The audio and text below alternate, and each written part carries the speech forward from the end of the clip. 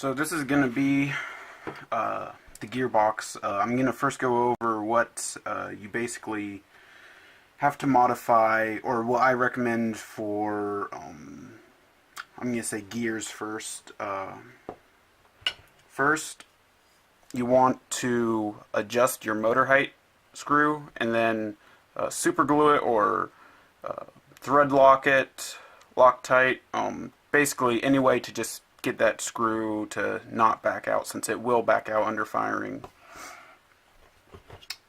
Second thing is to shim your motor inside the motor housing.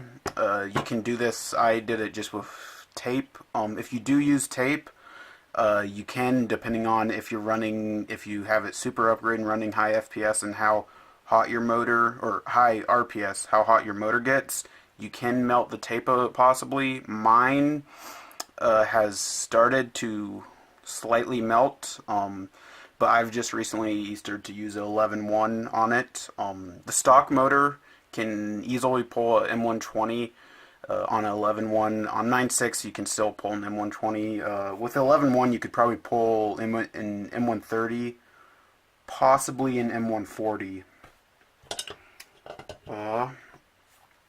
The stock AntiReverse Latch I've replaced for a G&G Combat Machine one, just because I had it laying around. The reason was because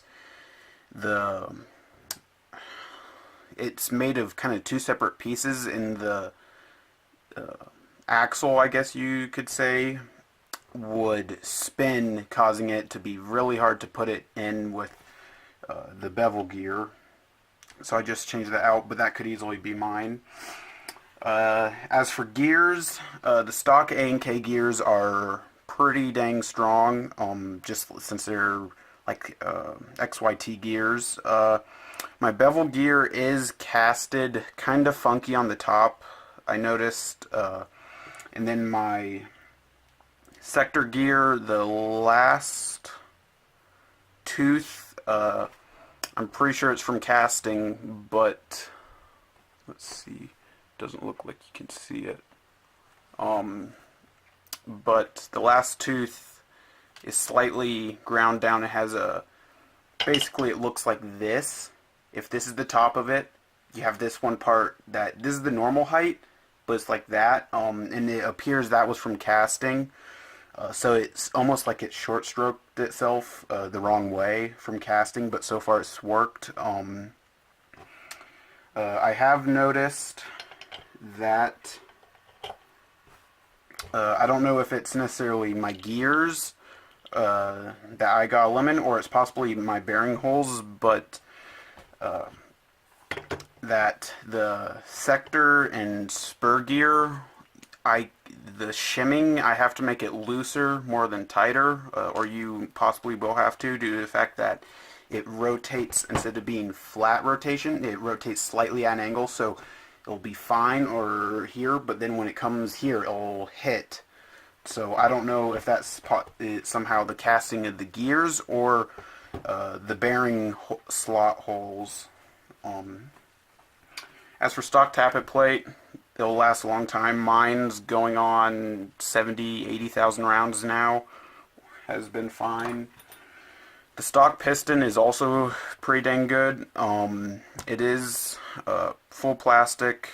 Mine, this has about 60,000 rounds on it, not on an 11.1, and it has very little wear. The only wear that's really visible is the main reinforced, I forgot if it's first tooth or second tooth, I can't remember, and then the one tooth that generally you get grind down for AOE, which I have not done AOE. That is slightly ground down. Let's see. Can barely see it, but it is there. Stock piston head is fine. Holes seem to be a little bit small and seem like they can get clogged with grease. It seems to be okay. Compression wise, I changed mine out for a G&G piston and Combat Machine piston and piston head, mainly because I wanted to see if this was having any compression loss, and it wasn't really. I just had a really low spring. The G&G piston has worked fine. I've used this on 11.1 mostly, maybe a couple thousand rounds on a 9.6. Piston head's working fine. The wear on it is relatively fine. I have about almost 10,000 on this. It is worn down, but that's because I got this out of a rental gun. That I just had this laying around, and I was like, why not? And so far it's holding up. And you can see, let's see, maybe you can't see, but there is a scratch on it on the very last, and that's from the sector gear having that weird mold casting where it's scraping against it. Cylinder heads, version 2, I mean not version 2, M4 length cylinder head will work generally. This is all, of course, general because it's A&K and it's a Chinese company, so it should also apply to classic armies, but classic armies are generally slightly better. The stock cylinder head had pretty good compression on the cylinder. You can also Teflon tape it and just stuff. One thing that is to note is the actual length of the, I don't know, cylinder head cylinder or whatever, or air nozzle post is slightly longer on the stock one, but my Lonex one, I have not had an issue with air loss or anything using it. So the stock one is a bore up along with a bore up nozzle. It doesn't have an O-ring also, so if you say, oh, I just want to upgrade the nozzle here, it will not fit because it's bore up. The stock air nozzle and cylinder head create a really bad seal, especially since with a saw you get dirt. You use so many rounds and you can get dirt here, and just even creates it worse. For air nozzle length, it is roughly the size of a version 2. I've heard people saying that, oh no, it's M4 length air nozzle. Oh no, it doesn't. This is a VFC 416, basically M4 air nozzle that has an O-ring that I've been using. Fits perfectly, gets a perfect seal on the Hopup. So it could be mine's 1 in a million that actually works with a M4 length air nozzle, or just everybody else's hasn't really gone in depth with it. The stock cylinder is a full length cylinder. Material, it's not magnetic, so it's not steel. It could possibly be stainless steel, but I think that's still magnetic. Or it could be like coated brass or something. I don't know if it's mine or I guess I don't know if the QC at A&K skipped on this, or if it's a relatively common problem. Mine, let's see if I can find them. Mine has little bumps. There's a line of bumps going straight down, just teeny bits just little divots. That's just kind of the line going all the way down. It doesn't seem to affect compression. I say that because I have a Lonex, I want to say steel full length, full length cylinder, and the FPS putting the Lonex in didn't change, so the bumps from my testing didn't seem to have problems with it, but I've just been running the Lonex just because, and well, I have it. Lonex fit fine in the gearbox shell, same as with the cylinder, I guess. Let's see, bearings, if I remember correctly, these are kind of proprietary bearings. You can find them. I want to say there's there's a couple company, you can find stock ones, and then I think you can find slightly upgraded ones. From what I've heard, the Lonex gearbox, M240 gearbox shell, you can actually use standard bushings and bearings from like version 2s, or I want to say it's at 8mm, whereas these, they might still also be 8mm, 9mm, but they seem to be okay. You can break them, I have heard a little bit, but generally you have to push them really dang hard. Mine, a couple of mine are pretty dang loose and can fall out. Kind of forgot if you're supposed to have bearings epoxied or super glued in. I can't remember. I want to say you do, or maybe you don't, because you don't want any of that epoxy getting into the bearing itself. Micro switch, mine came with this one that has a red side and then black side. Mine has held up fine. I haven't had any of the dreaded trigger sticky problems that M249s, PKMs, M60s, and other guns that use a micro switch have, where it sticks. Mine has been totally fine. 11.1 so far. I haven't melted anything. Like I said, I haven't taken it apart, so I don't know what it looks like right now. Wiring is actually seems to be pretty good. It seems to be, I want to say, well, I see the gauge here. No, I don't. Well, it seems to be pretty good. Definitely better than G&G Combat Machine wiring, or possibly VFC, or at least texture-wise. In terms of actual conductivity, who knows? So I haven't done anything there. It does have a fuse. I haven't burnt mine out on 11.1 or 9.6 yet. It does have a weird thing where it has, if you see a wire splitter for the ground or connector, I've thought about removing this and just getting rid of it, since that's more, what's it called? Static? No, not static. Oh, resistance, there we go.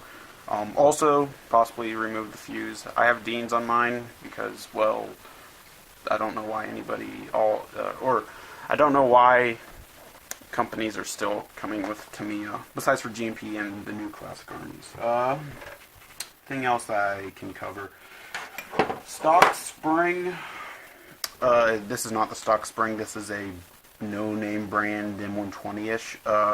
Will be relatively short. If you see this, it'll be like about up to here from here. And that strength is about an M110, about, or at least mine was, or it is now. It might have been a M120, but just super weak now. Stock spring guide is metal, and it does have bearings, along with this giant hunk. Basically no reason to replace this unless yours snaps, and I do believe that this uses a standard version 2 spring guide. You just have to remove this screw, I think, and it should come out, or at least that's what it looks like. Only possible way that I can think of. So yeah, that's good. And that is about it. So this is kind of hard to get in to the photo. First thing that mine had a problem with is there's pins on either side of the stock. There's one pin here, one up here. You can't really see it. Those are can be very loose with mine. Granted, it's all about yours. Most likely probably won't have it. If it does, then do what I did. I just put little dabs of epoxy. You can even use tape, but it's easier to use epoxy. It also has pins on the rear. Let's see if I can get that. There's one right there, and then one right there. Those I haven't had a problem with, so I haven't epoxied them. But if yours are loose, I would epoxy. As for my only other screw, or one of the only other screw related problems is, second, is where this screw right here, the original one came crooked, like it was screwed in crooked. Kind of ruined the threads of the actual thing, but it didn't work. Wasn't too bad. The screw that I have in it now, well, actually it stripped the threads of the original screw, is a screw that I got from Ace Hardware. It is slightly longer, which is actually almost an improvement. Why? Because when you have the Hopup in barrel, if I can kind of move this over here, so see. But when you have the barrel sliding in to the receiver, that screw will actually kind of hold it in from popping out, such as right here. That's why the paint is all kind of chipped and it's all silvery. So that is one kind of improvement. Also, you might want to do that from the very beginning, just since it does help and make sure that the whole barrel assembly doesn't come out when you release the quick change spring. I have had one of the screws under here, one of the 3 screws, this middle one, come out, and I lost that. Luckily, once again, it's the same size, so Ace Hardware, I want to say it's slightly longer than the original, but still works, no problem. Also, one thing to note is that with these Chinese guns, or mainly the Chinese clone guns, not classic Army really, that it is extremely easy to strip screws if you tighten them down too much. So once you get them tight where you can't really move them, don't do any more, since you will strip it. Also, the fitment areas are very fiddly, especially if you're putting in a Daytona gun, or at least that's what I've heard.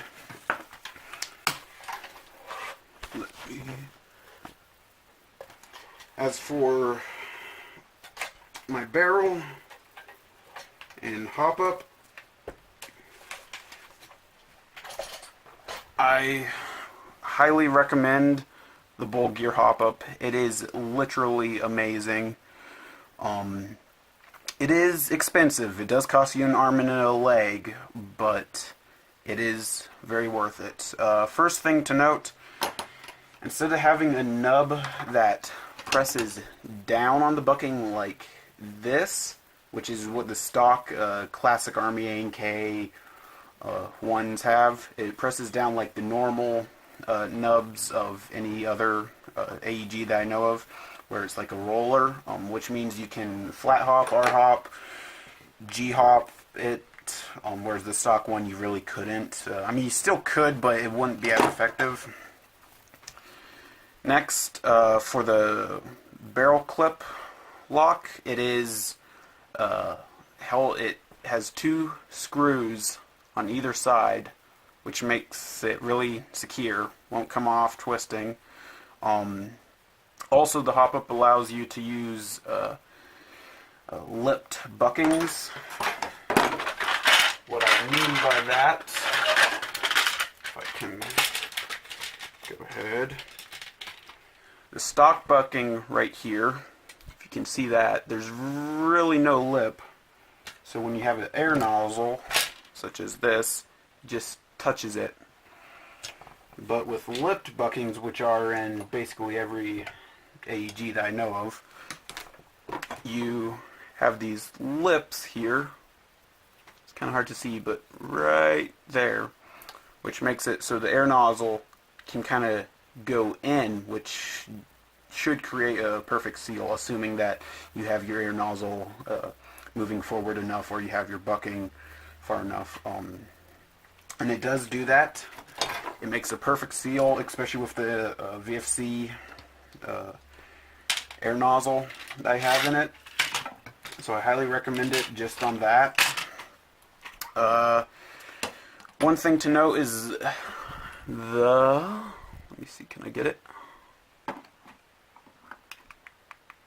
The guide rod, which will be kind of hard to see on this, but you'll see it easily more explained, or the little thing that keeps the Hopup from just kind of rolling around and stuff. That is fine, but on my NK, the groove that slides into is slightly not centered, so it's just slightly to the right or left. I haven't had any problems where it's enough to make the Hopup makes the BB go like to the left or right. So that is one thing. Yours might not have that. It could just be mine. You do have to take the original rubber O-ring from your original that holds on the wheel, since it does not come with one. Right now I have a G&G green bucking in it, which you can't see, but it is there. Well, maybe you can see it.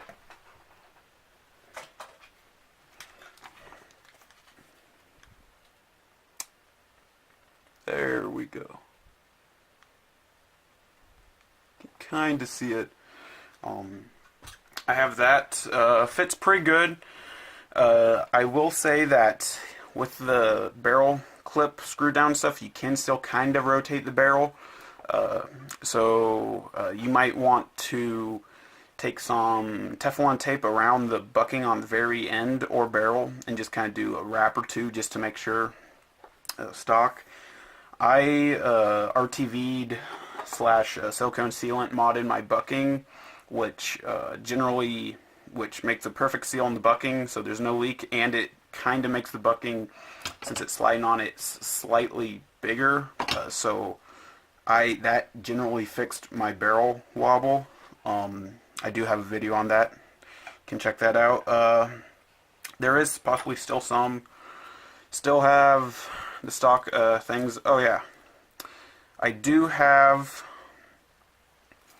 a extra rubber O-ring that I got from Ace, that to space the Hopup back and make sure it gets a perfect seal. The other thing is that the inner barrel wobbles around on the outer a lot, so I took some Gorilla Tape and made, barrel spacers. I did a teeny bit on the front and then teeny bit on the middle, and that fixed it. So I highly recommend this. Should almost be your first upgrade.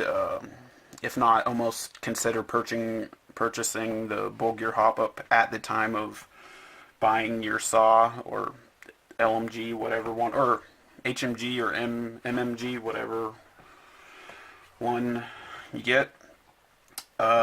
One other thing is that this is slightly bigger than this original Hopup. So when you slide it into the inner barrel and you have the last little gap, it will take quite a bit to slide it in. But once it's in, even with the spring back here, it won't actually pop out, so you have to really kind of yank on it. After doing that a couple times, paint and a little bit of metal should wear a little bit, either on your Hopup unit or the barrel assembly, so it should get slightly easier. So I highly recommend that. So that's about it for making your saw basically fieldable, and actually able to compete with Crytax and, well, maybe not Crytax, but generally most other M4/AK/whatever. So yeah, it definitely is a gun that if you think you're just gonna go out and wreck people, you're not. You need to put time and effort along with money, lots of money, into it. So yeah, it definitely isn't a necessarily beginner-friendly gun.